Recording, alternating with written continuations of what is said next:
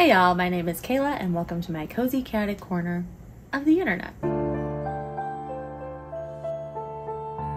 So in today's video, we are doing another Can You Judge a Book by its cover. And today we are going to be delving into the world of The Adversary by Michael Crummey. For anyone who is new here, the series of Can You Judge a Book by its cover begs the question, can you really judge a book by its cover? What I do is I pick books that I think are aesthetically appealing, or I pick books that I think are questionable in taste. Now, I always want to note that obviously this is all my personal opinion. We all have our own lived experience, our own preferences that dictate what our opinions are. I want y'all to let me know in the comments down below. First and foremost, do you like the cover? Is this a cover that you would be drawn to grab?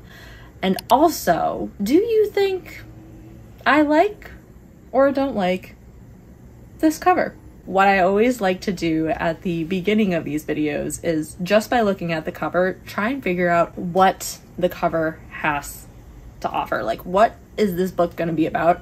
Solely based on its cover, first and foremost, just kind of based off of the title, based off of the cover. I'm gonna think this is like a mystery thriller, more on the thriller side.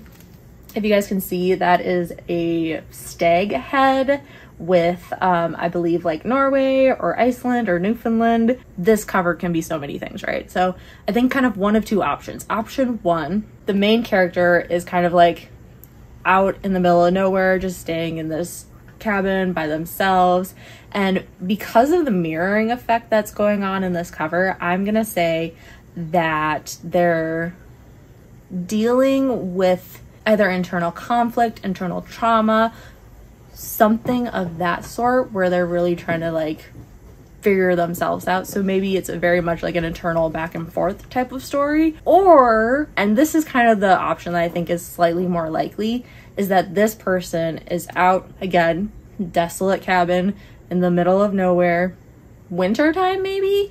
They are being stalked or hunted by a beast, a killer, a something. I definitely think that this book is like a thriller. What is wrong? What is wrong? Jinx has some opinions. Maybe even a horror?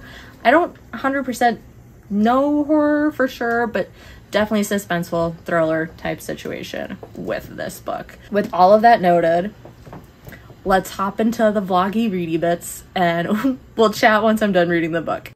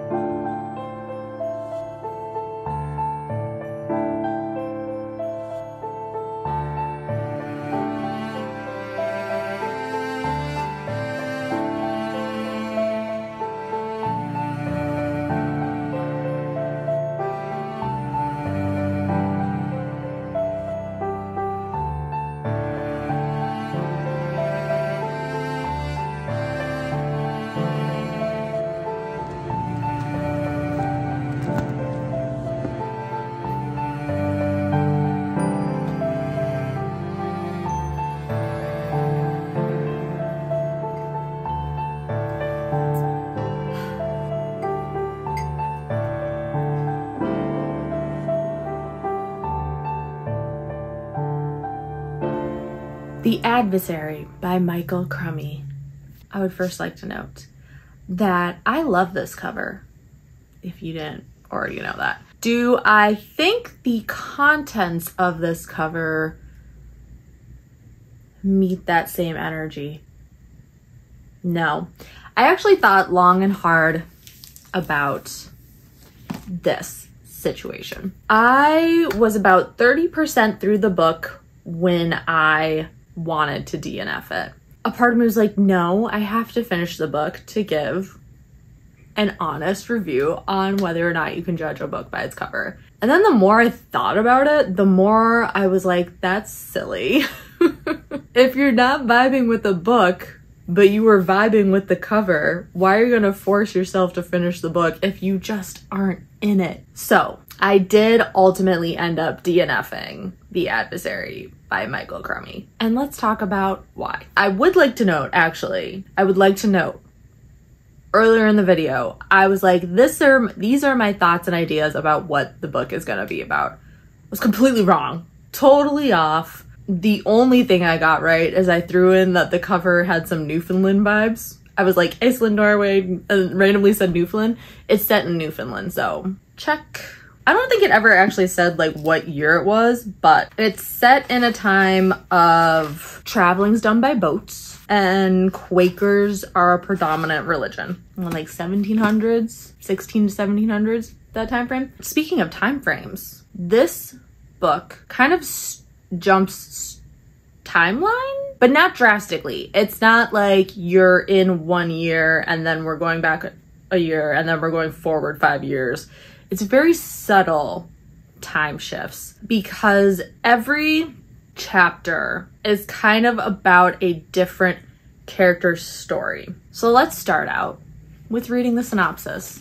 And I think this might help a little because I'm not sure if I'm going to be able to explain it fully. In an isolated outpost on Newfoundland's northern coastline, Abe Strapp is about to marry the daughter of a rival merchant to cement his power. But a ruthless act of sabotage by his nemesis, the Widow Keynes, becomes the opening salvo in a battle between the most powerful man and woman of Mockbeggar, each fighting for the scarce resources of the North Atlantic, each seeking a measure of revenge on the person they despise most in the world. As their unshakable animosity spirals further into vendettas and violence, even the innocents of the town are forced to take sides. Through predatory storms and marauding privateers, it is the human heart that reveals itself to be the most formidable and unpredictable adversary for each person drawn into the feud. The adversary offers a shadowed mirror to our times, where the naked pursuit of power threatens the very foundations of our lives and communities. The synopsis mentions the people in the town kind of being torn apart by two rivals. That is an accurate statement. We start our book, the whole book's in third person. We're starting it with a character whose name I don't think we ever actually get, but she is a very young girl, the daughter of the Jerseyman. And he lives across the pond, the Jerseyman does. Pretty much, he is sending his daughter to Newfoundland to be with Abe Strapp because, you know, it's a marriage of monies. The way that we are introduced to Abe Strapp through this young girl's situation is he's not a very pleasant human being, okay? Not a pleasant human being. And we find out more behind his unpleasantness in chapter 2. He goes to a little chapel, they're about to get married, and then the guy's like, anyone object? And in walks Widow Keynes, and she's like, I object. This man forced himself upon this woman, Imogen, and now Imogen is pregnant. I just wanted the Jerseyman to know that this is the type of dude he is marrying his daughter off to. Jerseyman is like, nah, I'm not about that. Takes his daughter, leaves. And so that is the last we really hear of the daughter, at least. The daughter's story ends at the end of chapter 1. And then, obviously, because now Abe's furious, he's like, what? You're my inheritance, everything. You're trying to take everything from me. And the Widow Keynes is like, you have Miss Imogen here. All you have to do is marry someone. She's already with your child. Just marry her. We're all here. The wedding, everyone's here for a wedding. Let's have a wedding. So Abe Strapp ends up marrying Imogen. Chapter 2. We are introduced to why Abe Strapp is a terrible human being, aside from the fact that he forced himself upon a young woman. He is a drunk. He doesn't give two fluffs. His father did his best to try and put Abe on the straight and narrow, and it just never happened. He was just kind of a poopy head from day one. Yeah, just kind of a douche canoe. Of course, that doesn't change once he's married, and his poor wife has to deal with that nonsense. If you have any interest in reading The Adversary. Like, trigger warnings up the yin-yang. Like, any possible thing that you could think of that's terrible, it occurs in this book. So just like, clearly, because chapter 1, we're having a child pretty much marrying this man, and then we find out that he forced himself upon someone, and now she's pregnant from that incident. So that's what we start the book off with. And so chapter 2 is kind of about just Abe and how he's a POS. And then from there, I'm not gonna go like chapter by chapter by chapter, but how the story is laid out, and referring back to how I was saying the timeline kind of jumps around, is when we're being introduced to new characters, there's time shifts to kind of like be like, this is the new character that we met like a week ago. And then we like next chapter shifted forward maybe like a few days. So it's very subtle time shifts, but it like eventually is quilting together a story. With all of that noted, Abe's Trap and the Widow's Cane are just, you know, going at it, trying to take control of this town, and it's just a hot mess, and the people of the town are pretty much just collateral damage to this back and forth sibling rivalry. They're siblings. Yup, they're siblings.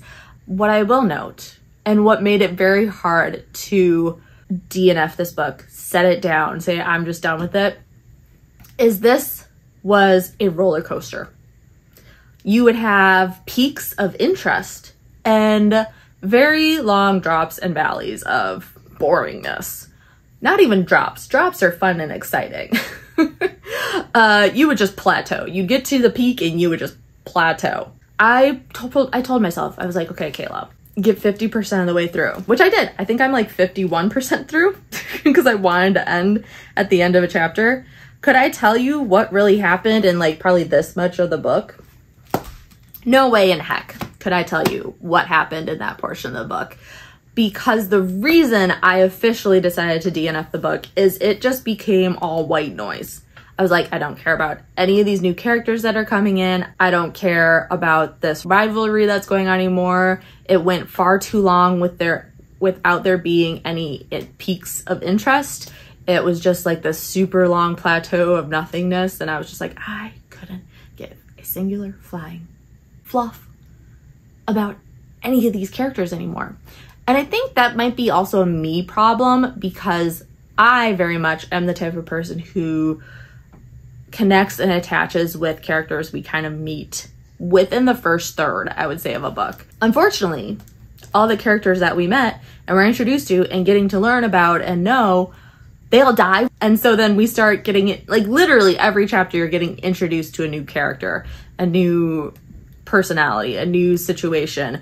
And it was just like one person would die off and then like this new storyline would start. And so it just got to the point where I was like, okay, I'm seeing what's going on here and now I'm bored. So The Adversary by Michael Crummey. I loved the cover, but I did not love the story. I did not love the story. I did not love the story. It was about two corrupt, terrible people and their battle for supremacy of the town. That's what the book was about, as far as I know. Because again, I DNF'd it. Anyways, y'all, don't forget to subscribe to the channel. Let me know in the comments down below if there are any books with cover. Don't like tell me the synopsis of the book. Just be like, Kayla, this cover has a pretty dope book. Or Kayla, this cover, questionable. Let me know if there are any books you think I should check out, because maybe you saw a cover that's amazing, but you're like, I don't really want to like put time and effort into reading it. I can try and do it for you. And with that, we are going to be saying goodbye to The Adversary. And in our next episode of Can You Judge a Book by Its Cover, we will be delving into the realm of Magnolia Parks. I'll see y'all real soon.